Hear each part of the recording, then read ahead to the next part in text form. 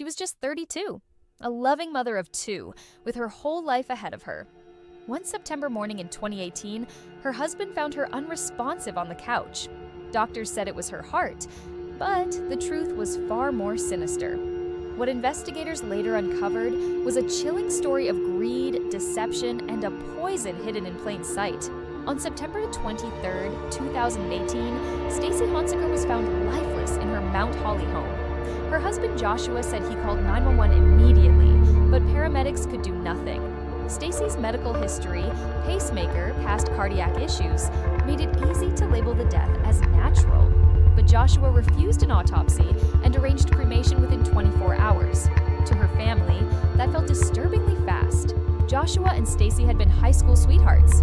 They married in 2010, had two daughters, Piper and Willow, and lived what looked like a normal suburban life.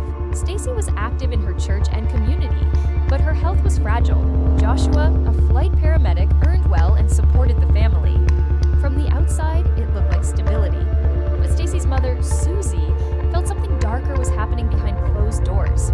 Just weeks after Stacy's death, Joshua moved another woman into the family home. He showed little grief and distanced himself from Stacy's relatives. Even worse, despite Stacy being a registered organ donor, Joshua blocked the process. Something was wrong. Investigators had one last chance. Because Stacy was an organ donor, blood samples were preserved. Toxicology revealed shocking results.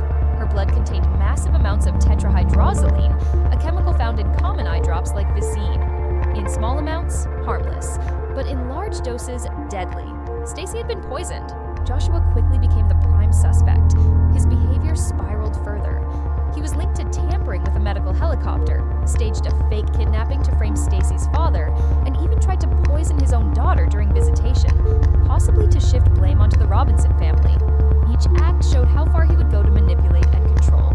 The final straw came when Joshua began stalking Stacy's parents, sending them anonymous packages and threats. Police found maps, envelopes, and surveillance notes at his home. Joshua was arrested again, this time with overwhelming evidence stacked against him.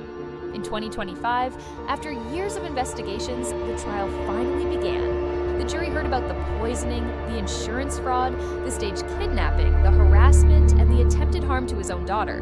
The verdict? Guilty on all counts. Joshua Honsiker was sentenced to life in prison without parole.